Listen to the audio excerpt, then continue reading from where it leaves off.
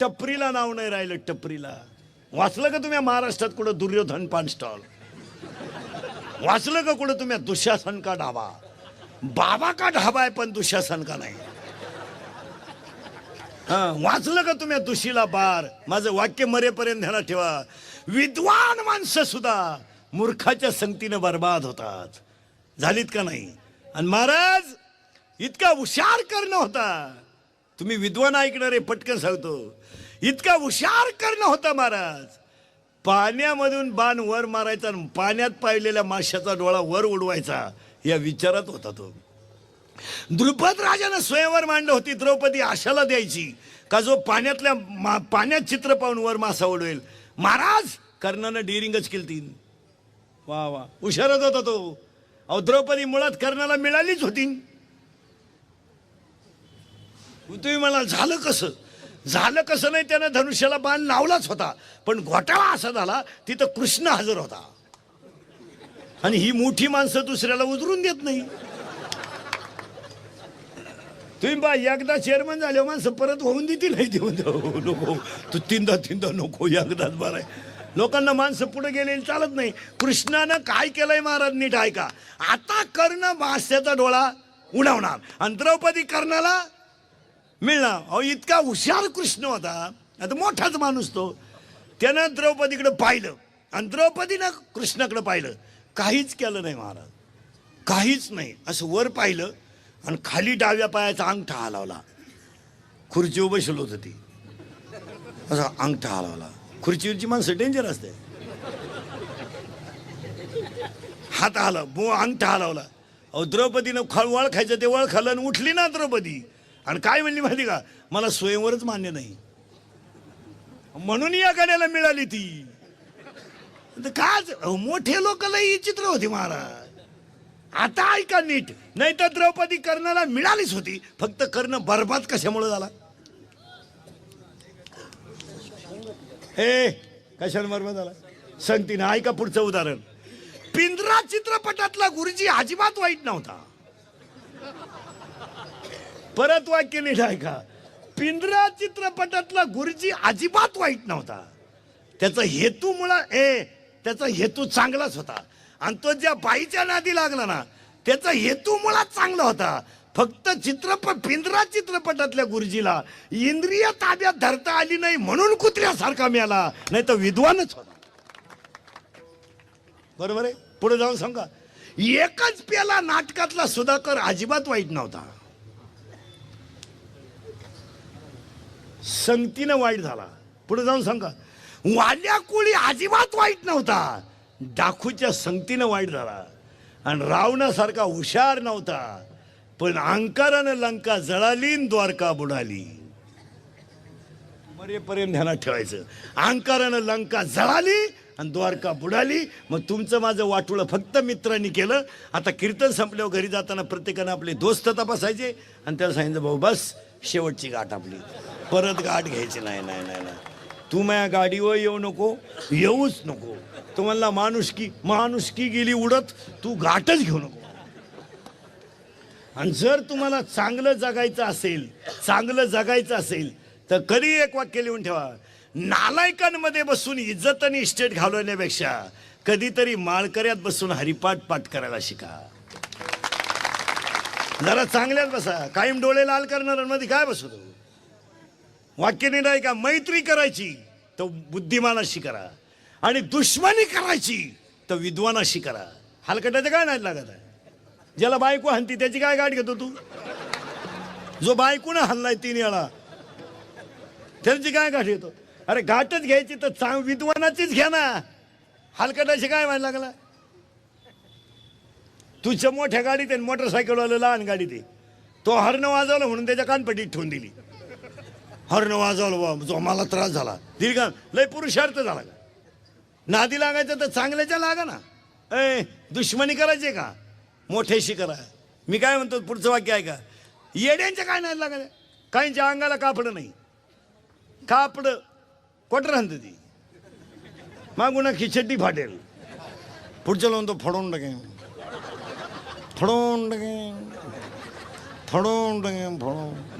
मग ही कोण शिवीन? आणि त्याच्या नादी लागायचं का आला मरायला, त्याची चड्डी त्याला मिळालं आणि आपली माणसं म्हणतो मानलंय त्यानं शरीला होती याडच आहे, तू पुढे जाय. त्याच्या काय नाही लागत. आणि एक ध्यानात ठेवा महाराज, अरे मोठ्याच्या संगतीत राहिलं तरी किंमत वाढते आणि मोठ्याशी दुश्मनी केली तरी किंमत वाढते. काय सांगा, बंबाजी जर तुकोबरायच्या नादी लागलं नसता त्याचं नावच ग्रंथात आलं नसतं. रामेश्वर भट जर तुकोबरायच्या विरोधात उठलं नसता तर त्याचं नावच गाठ्यात आलं नसतं. पुढे जाऊन सांगा, विसोबा खेतरानं जर माऊलीला खापार ठेवलं नसतं तर त्याची किंमतच वाढली नसती. मोठ्याच्या संगतीत किंवा काही लोक नुसते मी साहेबा मागे हिंडतो, पागल आहे तू फक्त फोटोच येतोय अर्धा, तोय बी भावपूर्ण श्रद्धांजलीचा आला का सत्काराचा आला हे कळा ना. असा फोटो आला, शेजारची म्हणली काल भेटला गेला, मी गेला. काय करतो त्याला महाराज, विसोबा क्षेत्राची किंमत वाढली का कमी झाली? वाढली. रामेश्वर भट्टाची किंमत वाढली, बंबाजीची किंमत वाढली. पुढे जाऊन सांगा, अहो स्तनात विष पाजून मारायला का जाणं होईना पण किंमत तर वाढली. काय दुबळ्याला मारायला गेली का पुतना? पुतना काय अंगणवाडीच्या घोगऱ्या आणा गेली का शाळेत? अय पुतना काय कोणची डायरेक्ट कोणला मारायला निघाली? किरकोळ काम करायचीच नाही. BA होईल मग MA होईल, नोकरी लागल, मी आला तू काय रिटायर झाली परमनंट नाही झाली, तू काय एडवण करतो? MA फिमे खातं कोण खातं? 6.5 लाख DED शिल्लक आहेत सध्या, 9.5 लाख MA BEd शिल्लक आहेत. पुढे जाऊन सांगा, बायको मिळणं म्हणजे लॉटरी लागण्यासारखं झालंय. लागली बुवा, नाही तर बायको मिळत असते. बायको मिळणं म्हणजे लॉटरी लागणं मला. हो 35-35चे नवरदेव आहेत आपल्याकडं. जोडीदारांचे ऑपरेशन झाले, हा गडी तसाच. 42 पोरी पाहिल्या का पोऱ्यानं नाही पसंत केल्या, मग त्याला एक माझ्यासारखा भेटला, म्हणला मिळेल ती करून टाक. त्यानं पोरगी पसंत केली पण त्या पोरीच्या आईनं नवरदेव पाहिला, ती म्हणली भिकाऱ्याला पोर देईन पण याला द्यायची नाही. त्यानं कानपट्टी ठेवून दिली. मध्ये का बोलली बोलली नाही, मला मारून टाकलं तरी मी याला देणार नाही. का देणार नाही तर हा पाहिला मला पाहायला आलता. काय डोक्याला त्याला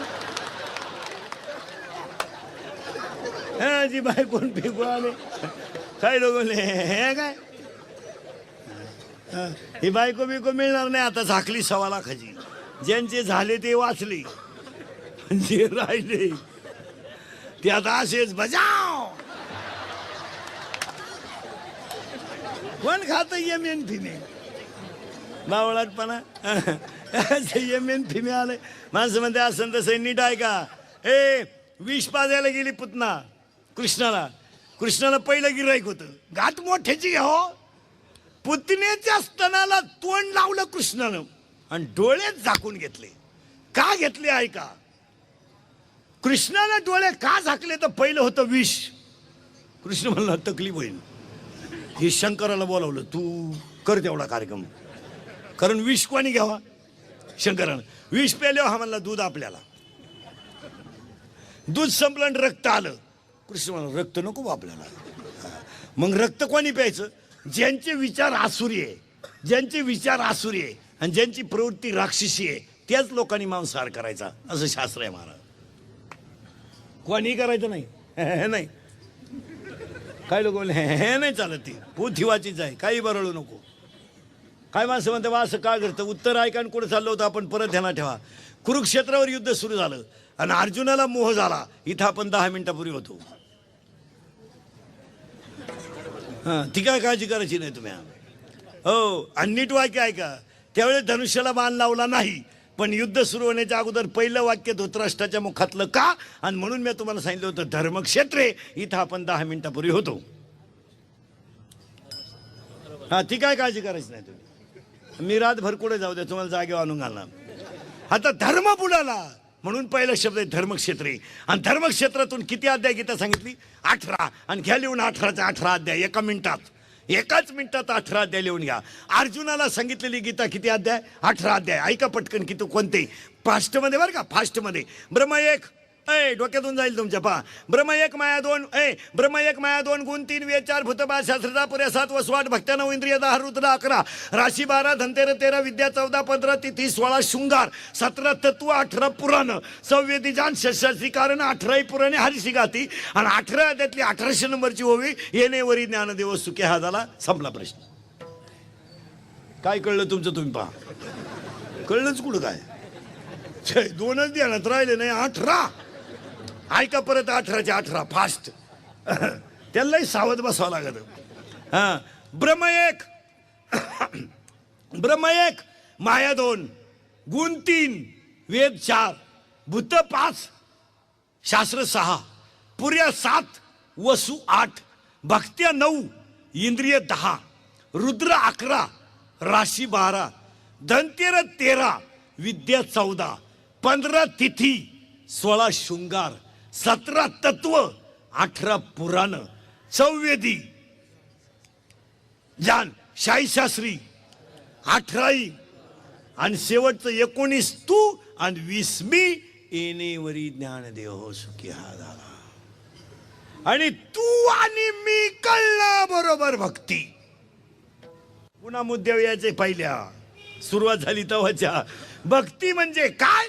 मी आणि तू जाणं आणि जे शिल्लक राहील तिचं नाव. मग दुश्मनी करायची तर बडेशी करायची, मैत्री करायची. महाराज रोज उदाहरण सांगतो मी. दुश्मनाला सुद्धा चांगलं म्हणण्याची प्रवृत्ती असावा. दुश्मनाला सुद्धा. आणि दुश्मन आपला दुश्मन विचारानं असावा, तत्वानं असावा का असायचं म्हणून असावा. तत्वाने असावा, विचारानं दुश्मनी असावा. हा, तो BA आहे, आपण BSc आहे. काय दुश्मनी व्हायचं काम आहे. त्याचा विषय आपल्याला नाही, आपला विषय त्याला नाही. आपलं तत्वज्ञानाशी भांडण असावं. आणि आपलं भांडण कसं आहे, पुढं का गेला म्हणून भांडण आहे. तुम्हाला मोठ्याचं उदाहरण सांगतो एका मिनिटात. बारीक ऐका उदाहरण. मोबाईलमध्ये घेऊन जा आणि रोज घरात ऐका. रोज ऐका एवढं उदाहरण. तुम्हाला आणि मला आयुष्यामध्ये फक्त 3 माणसापासून धोका आहे. 1 मित्र, 2 भाऊबंद आणि 3 पाहुणे रावळे. आपल्याला प्यायला कोण शिकवली. मित्रानं. क्वार्टर तोंडाला लावली कोण. आपल्या मित्रानं. आपल्याला अधोगतीला न्यायचा प्लॅन रचला कोणी. मित्रांनी. आपल्याला त्रास दिला कोणी. भाऊबंदांनी. आणि आपण मूर्ख आहे याचा प्रचार केला कोणी. नातेवाईकांनी. ह्या 3 हलकटांच्या कधी नादी लागायचं नाही. आणि यांच्या जो नादी लागला त्याचं वाटोळ झालं. तुम्हाला मोठ्याचं उदाहरण सांगतो, नीट ऐका महाराज. एकदम मोठ्याचं उदाहरण एका मिनिटात. 4,30,000 माणसं होती रावणाच्या घरात. 4,30,000. रावणाच्या घरात माणसं होती 4,30,000. त्याला कुपनाव साखर किती मिळत असेल. हो, किती माणसं होती लिहून ठेवा. 80,000 बायका होत्या. 1,00,000 पोरं होते. 1,80,000. 1,25,000 नातू. 3,05,000 आणि 1,25,000 पंतू. 4,30,000. गठ्ठा मतदान घरचं न फुटणार. ऐका आता. आणि एवढा मोठा रावण, त्याची लंका सोन्याची होती. आपल्याकडे काय 2च अंगठ्या तरी पंक्तीत वाट फिरते. भातवाड मटकीवाड भातवाड. त्याची लंका सोन्याची होती. आमरे काय 1 दोंड्याची 1 मांडव परत काय. जमीन विकली, ट्रक घेतली, तिच्यावर लिहिलं आल्या घरी सुखी राहा. ती ट्रक दुसऱ्याला उधारी विकली. मग यानं तिच्या ती ट्रक बँकेनं ओढली. नादच खोळीतलीच का आला. आणि ट्रकवर सगळं गबाळ लिहिलं घरातलं. वंटी वंटी संटी फंटी वंटी. आणि त्याच्या खाली बारीक अक्षरात लिहिलं बँक ऑफ महाराष्ट्राच्या सौजन्याने. काय घेतली मारायला. 31 मार्चला कळण काय भानगडी. हो, सोन्याची लंका होती. नीट ऐका. आणि रावणाला एक मुलगा होता इंद्रजित. आणि ऐका नीट आता. आणि मोबाईल मध्ये घेऊन जा. इंद्रजित मेला तरच रावण मरणार. 14 वेळा इंद्राला धरून आणलं होतं त्यानं. तो गडी कच्चा नव्हता. इंद्रजितानं रावणाच्या पोरानं क्वार्टर पिऊन नाही. इंद्रजित जीत त्याचं नावच काय आहे. इंद्रजित. आपल्याकडे शामडं क्वार्टर पेत आहे 9वीचं. असं एवढे क्वार्टर आणते. क्वार्टर असं ताईट पाहत आहे बापा कधी. आणि बापाला म्हणतोय तुझंच का मी. तुझंच ग मी, मग तुझ्यात आणि माझ्यात एवढा फरक कसा? त्याचा बाप म्हणला मी म्हणतोय भाऊ माझा आहे. मग काय अर्थ आला यार? इंद्रजित होता 14 वेळा इंद्र धरून आणला होता, 14 वेळा. आणि इंद्र म्हणजे देवांचा राजा धरून आणला. ऐका नीट आता, इंद्रजित जर मेला तरच रावण मारणार. म्हणजे रावण सगळ्यात जास्त उड्या कोणाच्या जेव्हा हानीत होता. आणि रावणाला इंद्रजिताला कसं मारायचं हे त्याच्या फक्त चुलत्यालाच माहित होतं. आणि त्याचा चुलता होता बिभीषण. मरेपर्यंत घेऊन घ्या मोबाईल मध्ये. तो गडी जाऊन रामाला मिळाला आणि लक्ष्मणाला त्याने सांगितलं, इंद्र तुम्ही रावण मारू शकत नाही, फक्त इंद्रजित मिळाला का मग रावण मिळाला. चुलत्याचा सल्ला, पुतण्या कसा मारावा याची मीटिंग. ऐका नीट, ही पिऊन मीटिंग नव्हती, शुद्धी हो. असे चकना चुकना खाऊन नव्हती मीटिंग ती. चिअर बिअर करून त्याला सला गाणं लावायचं आणि डाळी खाली टारफाल बाहेर, अशी नव्हती ती मीटिंग. विद्वानाची होती. त्यांनी सांगितलं फक्त इंद्रजित असा मरेल. नीट ऐका, जो 14 वर्ष अन्न खाल्लं नाही आणि ज्यानं 14 वर्ष पत्नीचं सुख घेतलं नाही त्याच्यात असते इंद्रजित मरणार आहे. आणि असे तुम्ही दोघंच आहे, राम आणि लक्ष्मण. फक्त त्या एक काम करा, इंद्रजिताला जर मारायचं असेल तर महाराज फक्त इंद्रजिताचं एक वैशिष्ट्य आहे, त्याच्या धनुष्याला बाण लागता कामा नये. इंद्रजितानं कधी धनुष्याला बाण लावला तर त्याला पराजय होत नाही, हा इतिहास आहे.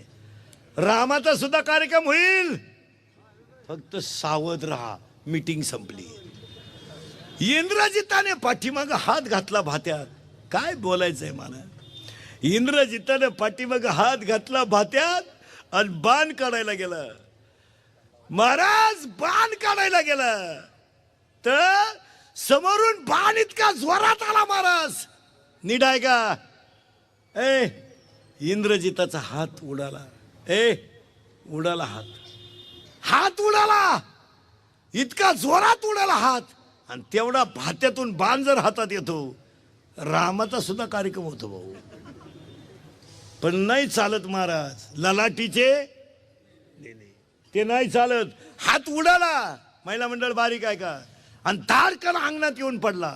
नवऱ्याचा हात. रावणाची सून,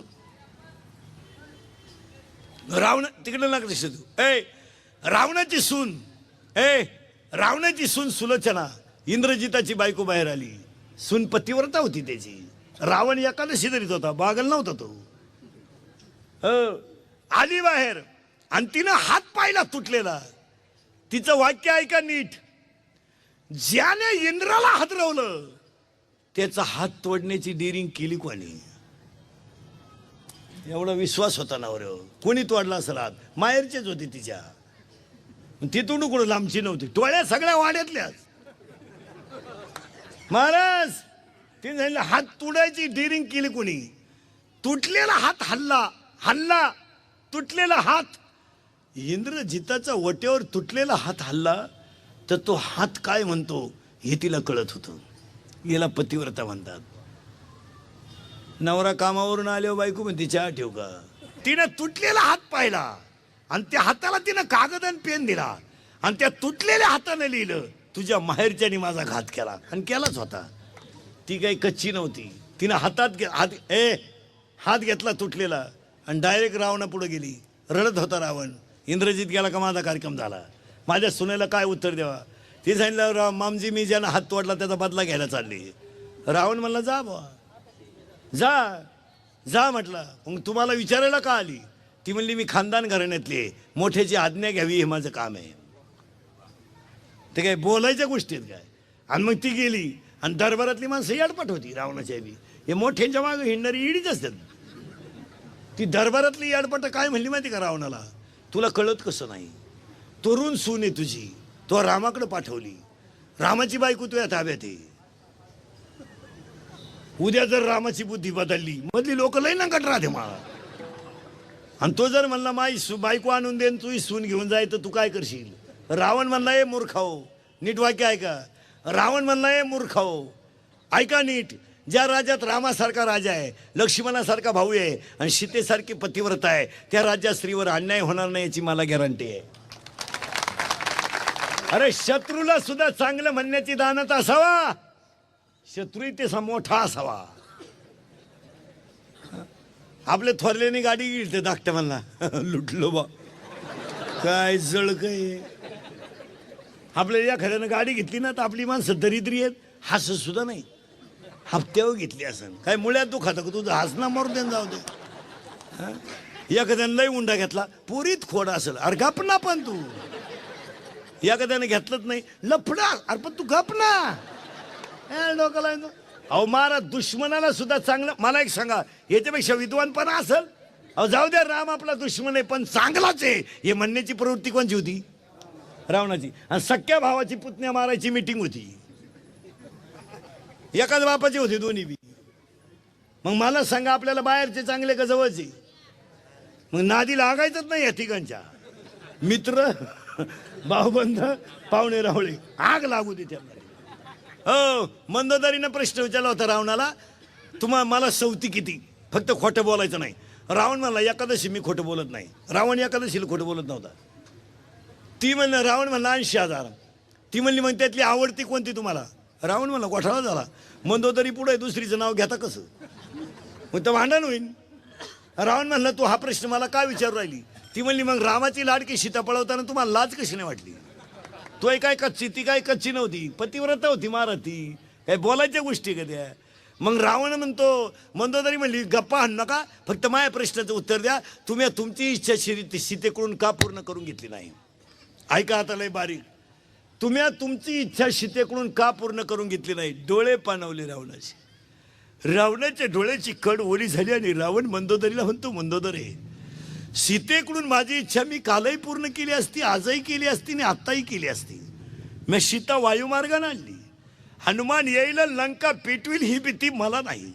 मंदोदरी म्हणते वेदाच्या गप्पा सांगू नका, पळून आणलेल्या सीतेकडून तुम्ही तुमची इच्छा का पूर्ण केली नाही? रडला रावण महाराज, रडला. रावणाच्या डोळ्याची कड ओली झाली आणि रावण मंदोदरीला म्हणतो, मंदोदरे मी माझी इच्छा आताही पूर्ण केली असती, आत्ता सीता माझ्या ताब्यात आहे. पण तुला म्हणून सांगतो मंदोदरे, मी माझी इच्छा का पूर्ण केली नाही? ऐक, मी सीता पळवायला गोसाव्याचं रूप घेऊन जेव्हा झोपडी पुढे गेलो ना, तेव्हा मी सीतेला म्हणलो होतो माय भिक्षावाडा. मी खानदान बघताय, लंका जळाली तरी चालेल पण माय ह्या शब्दाला मी धोका देणार नाही, याला रावण म्हणतात. लंका गेली महाराज अख्खी. बीटी बचाओ ज्याचं भाषण आहे त्यानंच बायको चेक करून आणली आणि भाषण बीटी बचाओ आहे. मुलगी वाचवा, तुम्ही चेक करून आणा. इथं माय शब्दाला धोका द्यायचा नाही ना. अख्खी लंका गेली तरी गेली. कुंभकर्ण म्हणला का रे लय गप्पा आणतो, आणि मग तू तर रामाचे कपडे घालून सीतेला वश करायला गेलता तेव्हा का बोलतो? त्यावेळेचे वाक्य ऐका रावणाचे. कुंभकर्णाला रावण म्हणतोय, मी सीतेला वश करायला रामाचे कपडे घालून गेलो, रामाचे कपडे घालून सीतेला वश करायला गेलो, पण तुला म्हणून सांगतो मी सीतेच्या समोर रामाचे कपडे घालून उभा राहिलो आणि सीतेनं माझ्याकडे पाहिलं. खळखळा डोळ्यातल्या पाण्याच्या धारा रावणाच्या खाली आल्या आणि रावण म्हणतो, सीतेनं माझ्याकडे पाहिलं, तुला म्हणून सांगतो कुंभकर्ण, नजरेला नजर भिडली, माझ्या शरीरातला काम गायब झाला रे, काम गायब झाला. एवढी सीता पतिव्रता आहे, एवढी सीता. रडला आणि रावण म्हणतो, पुढचं सांगू तुला, माझ्या शरीरातला काम गेला तर जाऊ दे रे, माझ्या शरीरातला काम गेला तर जाऊ दे, पण माझी मंदोदरीच मला आई दिसायला लागली, याच्यापेक्षा वाईट काय? वथ्यांमधली उरफाटे अभ्यास करीत नका जाऊ कधी. हो, लोक कोणाबद्दलही काय बोलत आहे. सगळ्या बाया त्या काही काहीला शिवाय देत्या. काही काहीनं राम वनसाला पाठवला आणि काही काहीनं वनसाला पाठवला. रामाची चूकच नव्हती काय? तुम्ही म्हणाली येडं आणलं कोणी, ही रामाची चूक काढी देई. मला येडं नाही, मला गांडू म्हणा, मी पटवून देणार मला. हां, मी तुम्हाला वव्यान प्रमाण पाठपर्यंत तुम्हाला माहिती म्हणून सांगतो. मंदोदरी ही जमदाग्नी ऋषीची पत्नी रेणुका होती. मंदोदरी ही जमदाग्नी आपलं कैकई ही जमदाग्नी ऋषीची पत्नी रेणुका होती. नवऱ्यानं बायकोला पाण्याला पाठवलं आणि पाणी आणायला उशीर झाला म्हणून नवऱ्यानं बायकोचं मुंडकं उडवायला लावलं पोराला. ज्यानं उडवलं तो होता परशुराम, जिचं उडवलं होतं ती होती रेणुका, आणि ज्यानं उडवायला लावलं होतं तो होता जमदाग्नी ऋषी. आणि तीच रेणुका पुढं कैकई झाली आणि तोच परशुराम पुढं राम झाला. आणि आईनं पोराचा बदला घेतला. गैर काय? आणि हे माझं म्हणणं नाही, रामाचं म्हणणं आहे स्वतःचं. प्रभू रामचंद्र म्हणतात, आई ज्या आरती मी वनवासाला जातोय ना त्या आरती मी कधीतरी एखाद्या आईचा छळ केलेला असावा आणि त्याचं कर्म भोगावं लागलं. मग काकड्याच्या सांगतेला सांगून ठेवतो, नुसते गण लावून देव भेटू नका. रातभर भजन केल्यानं देव भेटत नाही. मेले जपी तपी, सपनात नाही. मेलो आम्ही 20-20 वर्ष टाळ कुटू कुटू, अजून माझ्या सपनात नाही देव आला. मला म्हणला सुद्धा नाही तो काय चाललंय का, तू असाच मरतो आलडून. कधी बी ध्यानात ठेवायचं महाराज. एक वाक्य नाही ऐका ना, आजच्या कीर्तनात पहिलं एक वाक्य लिहून ठेवा म्हणजे पुढे सरकायला अभंगाच्या. आयुष्यामध्ये तुम्हाला देवाचं भजन करता आलं नाही तर करूच नका. माळ घालताच आली नाही तर घालू नका. कुणाचं चांगलं करताच आलं नाही तर करू नका. पण ईश्वरासारख्या आईबापांना आणि संतांना कलंक लावू नका. हीच देवाची पूजा, हीच देवाची पूजा. देव चोळल्यानं देव भेटत नाही. आला तर फडतो मरायला. देव चोळल्यानं कुत्रा आलं त्यानं देव फेकून आणला कुत्र्याला. काय देव पूजी तू. पार्वतीनं गुरुवार केला आणि शंकर पिऊन आला. काय उपयोग झाला?